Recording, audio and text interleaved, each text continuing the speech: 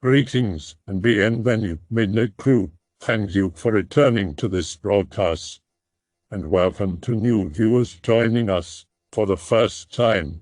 If you like a video, then feel free to subscribe. Do you find the American Southwest to be a creepy area? With all the alien stories and the isolated desert, it's kind of spooky.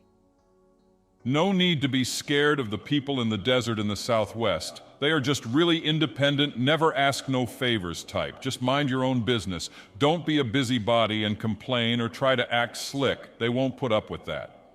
My family has been in Arizona for 6 generations. That's my take on it. Although if I ran across my dad and my uncles out in the desert, I'd be freaked out. They look mean, come to think about it. But things change. People keep moving here from California and changing things. There are still enough ghost towns they don't know about, though. We had a big rainstorm the last 2 days. The Native Americans say rain brings redemption, like it washes away your sins. No matter how bad you are, you can be saved. But that don't matter, though, 'cause it don't rain here very often. Arizona here. I live in Mesa, Arizona. It's a suburb of Phoenix. I tell you this, man, between the goddamn tweakers and the ridiculous heat, you see some goddamn shit. Be me last year. I decided to go night fishing in the canal behind the house I'm living in. Truck backed up to the canal, Bluetooth playing some YouTube videos or whatever. Catfish, carp, and bluegill are hitting nicely. It's 95 degrees at 2 a.m. Suddenly a cool breeze. Hear some voice coming from farther down the canal. Sounds like someone being choked out. Kill my lights, kill the music. Hear a voice whisper like it's in the back of my truck. Go home. Nope, out of there. Next morning, go back to the same spot. There's some sort of bloody mess. Something tore a duck apart. Be me working at a local giant retailer. Get off work at 10 p.m. Walking to the truck, I have to park in the back of the parking lot because one of the managers is a dick. It's 99 degrees at 10 p.m. Dude rolls up to be on his bike wearing a trench coat, beanie, winter gloves, and fat cigar hanging out his mouth. Yo brah, the feds are after me. Got any change so I can power my way home? Hand him the 38 cents of change in my pocket. You're a pretty chill man, careful who you work for. We all work for someone. Off to Mars, my brother. He books it towards the main road. Never see him again. Uncles who have lived in the boonies for years tell me stories of creatures and things in the night. One uncle swears he saw something large and hulking creeping around the globe dump when he was a teenager. The other one told me that he's seen strange planes, ships in the skies over Superstition Mountain. Same one tells us that he's seen a chupacabra on his land and that it looks a bit like a gargoyle. Superstition Mountain is a screwed up place. So many folks have gone up there and died in old mines, falls, and fights looking for the mother lode.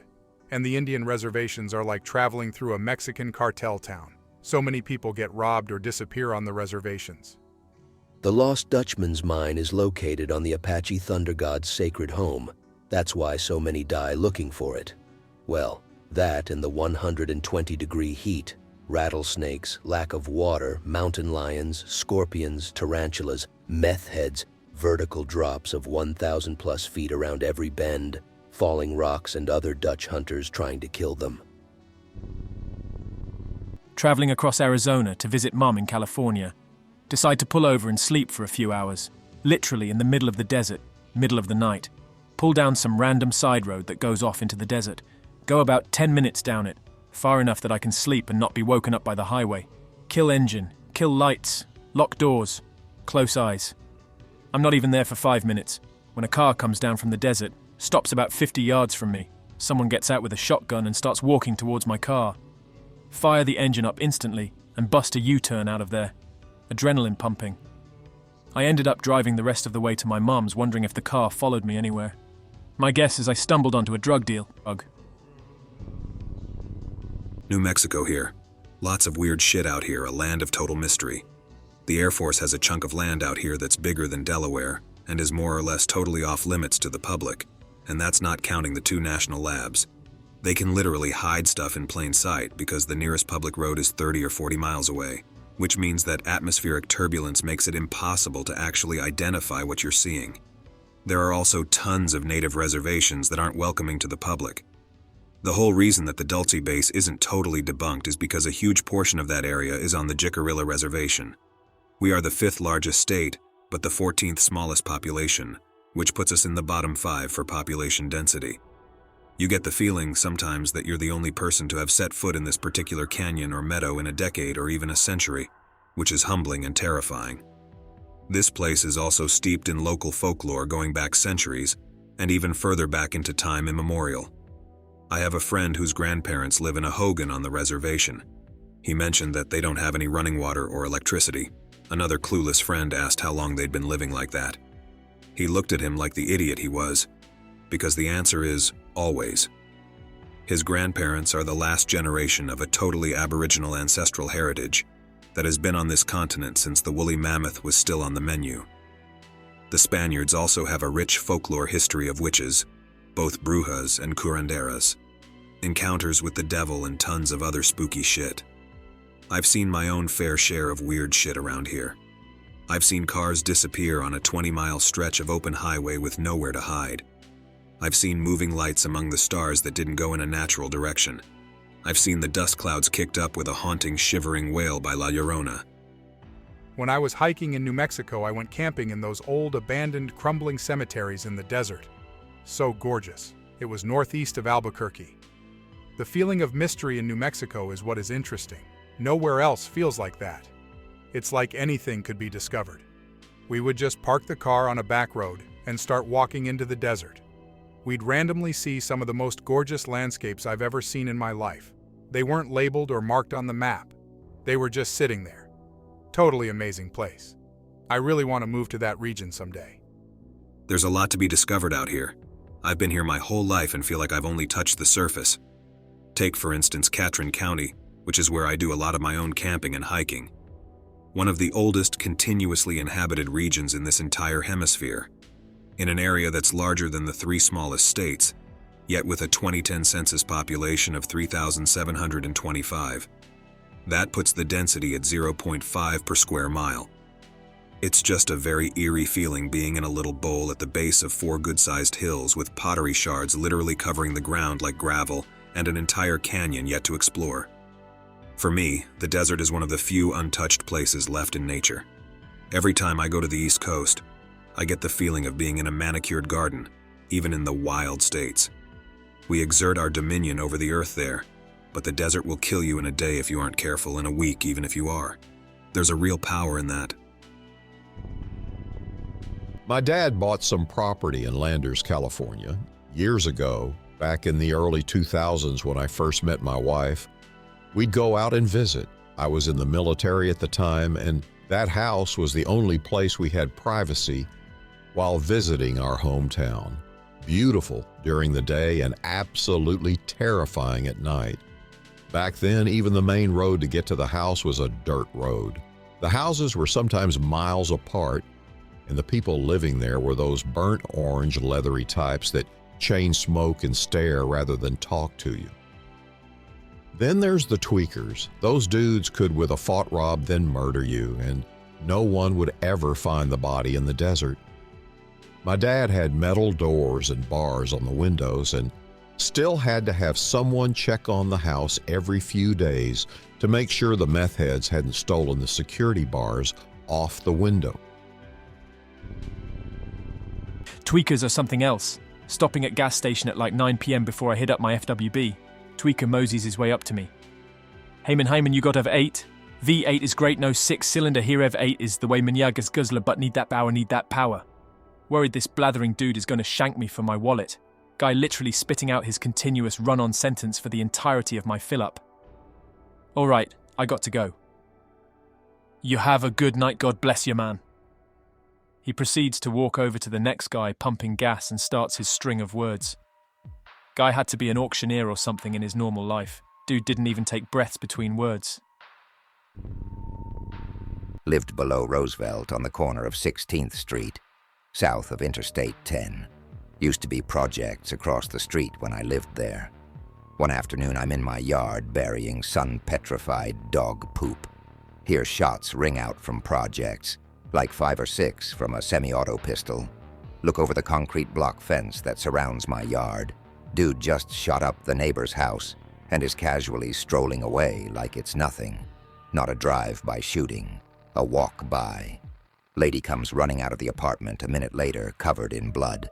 She goes into the other side of the apartment duplex thing to call the cops, I guess. Did I just witness a murder? Despite the hospital being right there, maybe a 2-minute drive away, an ambulance arrives maybe 15 minutes later. It's the barrio. They don't hurry. Take the guy away. I think he's dead. One cop car comes like 8 minutes after that. Go back inside. Show's over for today. Didn't even get copters circling for that one. And they're out nearly every night. Fuck tweakers, I'm glad I finally moved out of that area. Be me like 4 years old, southern Arizona. My parents and I went to some ranch to buy a dog we saw an ad for. I didn't really understand it at the time, but these people were really screwed up. Bred a ton of dogs, had them in cages, all of the inbred as a sandwich. We get a Jack Russell Terrier puppy and get the hell out. This puppy is so inbred that he only has one testicle. We named him Billy. Dog was a freak, bit the mail woman once. Dad tries to throw him in a creek. I swear to God my dog double jumped over the creek. I fell in our pool at one point before I knew how to swim. Billy jumps in and lets me grab onto him, takes me to the edge of the pool. After we had him for a few years, the trash we bought him from showed up at our house. They want to borrow him for breeding. Dad tells them to get the hell out. About 2 weeks later, we go on vacation, leaving our dogs. We had a big yard, so we just let them roam free. Come back. Billy's gone. My face went. Born and raised in New Mexico with a huge private property. Got some experiences. Taking a solo walk on my property during a full moon. It's quiet aside from hearing my own footsteps in the snow.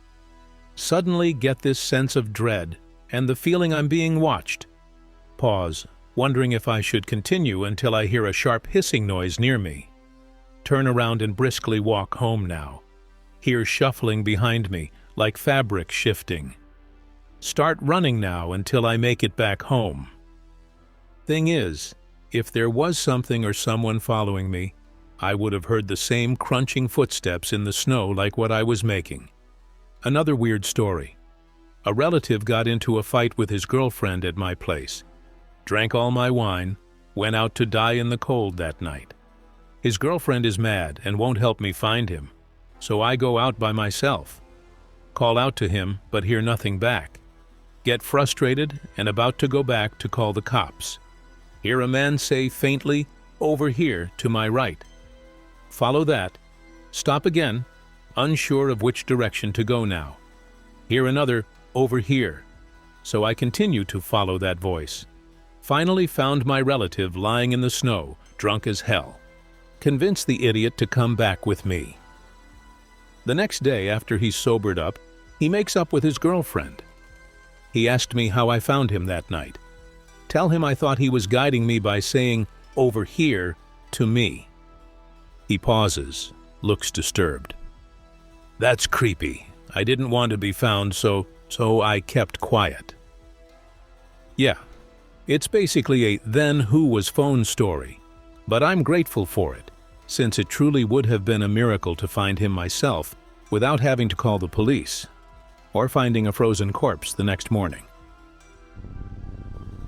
Been to a couple of places in Nevada by myself that seems spooky. There's an abandoned pet cemetery just a little south of Boulder City that is supposedly haunted because the mob supposedly buried people they shot there. Some graves date back to the late 1800s. There's a little janky town called Nelson, Nevada, further south of Boulder City, and the pet cemetery, where it feels like you will be shot the minute you get out of your car. Nobody is around, and a lot of the buildings look abandoned, but a lot have no trespassing signs. I would go exploring, but I don't want to get shot. If you're at Lake Mead at night, it feels strange, like it's deathly silent at times. It's strange because it's always windy in Nevada. Some parts of Mount Charleston at night are creepy. Feels like you're being watched, and the wind rustling the trees makes an eerie sound. Pick related, it's from the abandoned pet cemetery. I didn't take it. I would post ones I've taken, but file size is too large. You see some pretty strange shit out here in New Mexico. Albuquerque friend here.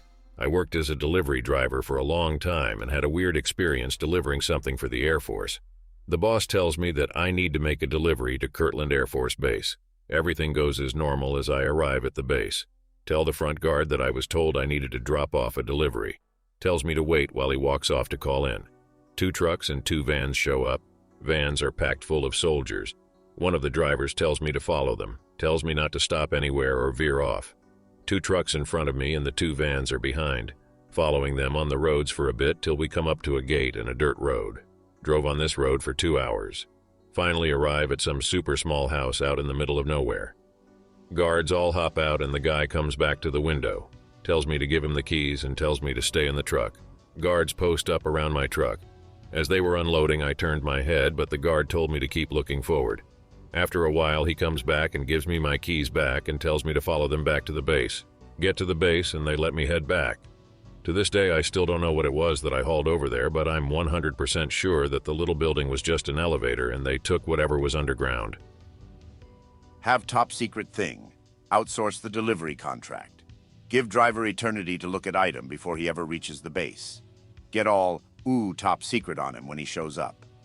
The sad thing is, this truly does sound like the exact sort of idiocy the US government would do. I love this story. This is the kind of stuff that straddles tinfoil conspiracy shit with completely plausible situations. It was very surreal, and the entire time I was nervous. I wasn't sure if I was going to get whacked or something if I accidentally saw. It definitely wasn't nuclear or anything like that, seeing as the Manzano and Sandia mountains were nuclear weapons storage areas, but it had to be something pretty top secret. Lived in New Mexico for about 2 years, never had anything happen to me that was super creepy, but I might have seen some aliens once. I did have a close friend who told me a really creepy story once. Be him. He's in New Mexico as a minister for our church. They put him up with another dude in a trailer out behind a meeting house close to some res in northwest New Mexico. Nothing to do. Sometimes they spend the day shooting snakes and jackrabbits with their pellet rifle. One day, a native member of the congregation has them over for dinner. As they leave, she thanks them for their service to God and describes them as being among the most righteous of God's children. Warns them that it's not always a good thing.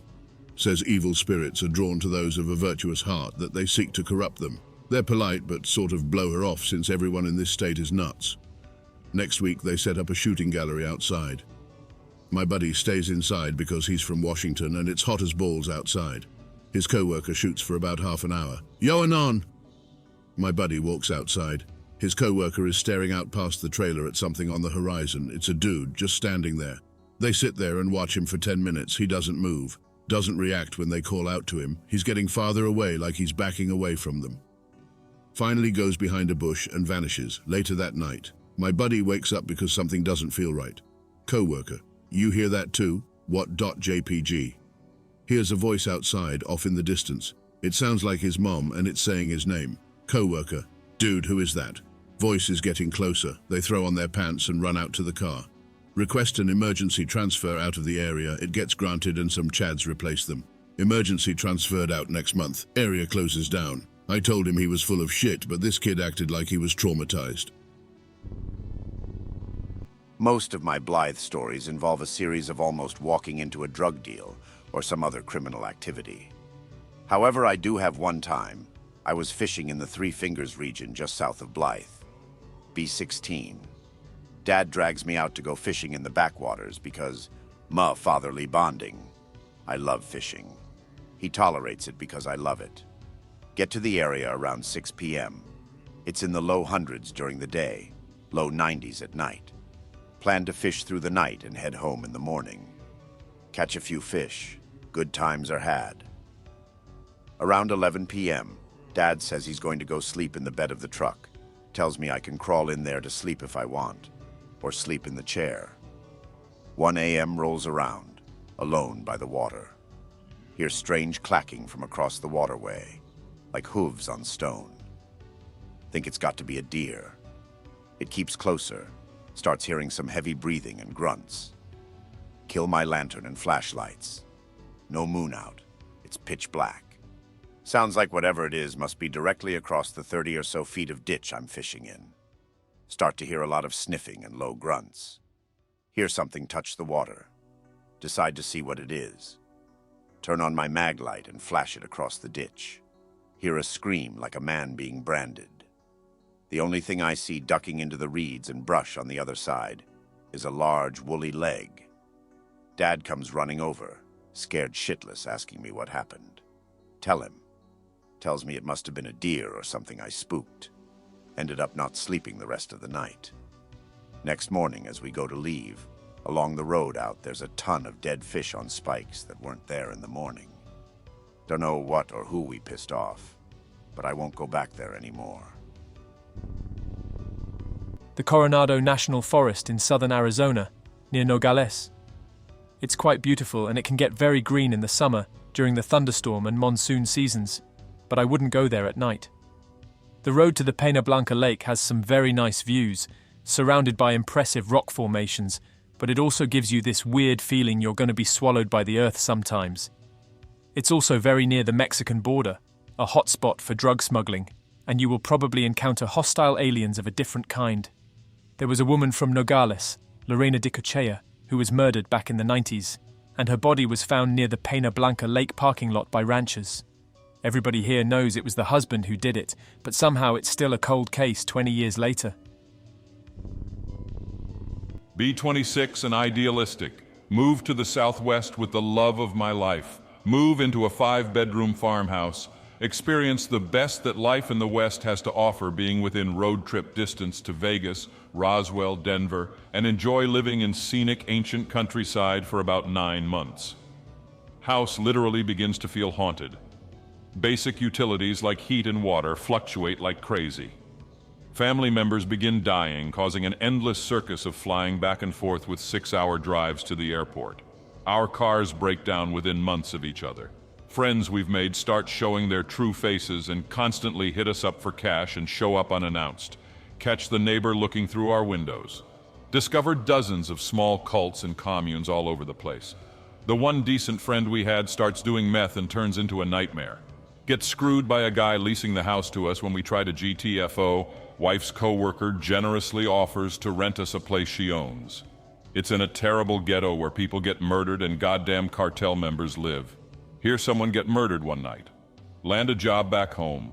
Find out after giving notice at work that the job is not in the place I was told. It's another goddamn place out in the middle of nowhere, but at least it's in the East. Feel haunted by dozens of bad experiences in the Southwest. Still wonder sometimes if I ever really left. Still not used to having trees everywhere and not being able to see the horizon. Stay away from the Southwest unless you're going on vacation. The people there are awful and hide it well. Elaborate on the cults and communes. I never talked to any of them too much to get details.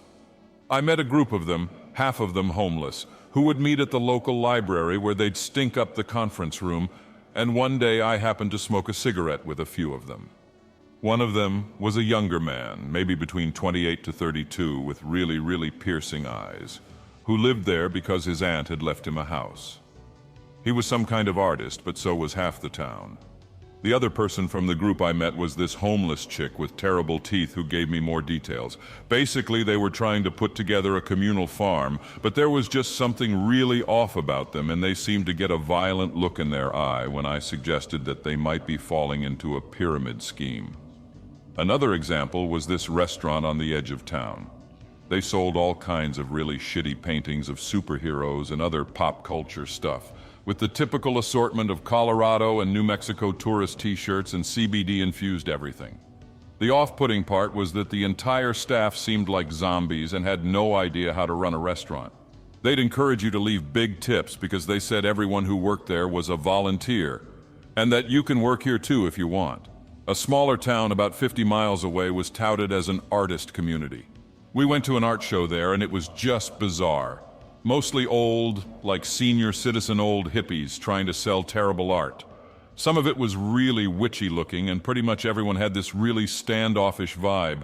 I guess it was like a whole town of artists and intellectuals stroking each other's egos, and it didn't fit in with any experience I'd ever had interacting with people at an art show.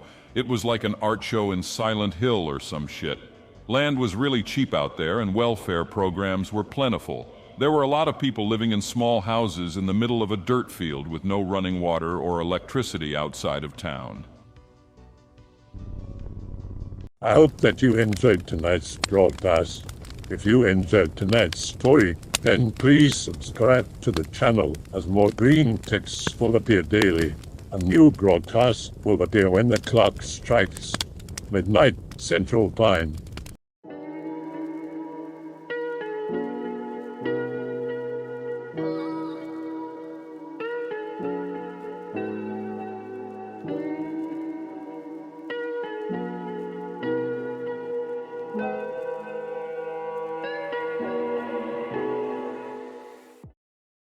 Remember to check the Odyssey and Rumble pages for separate archives of previous broadcasts.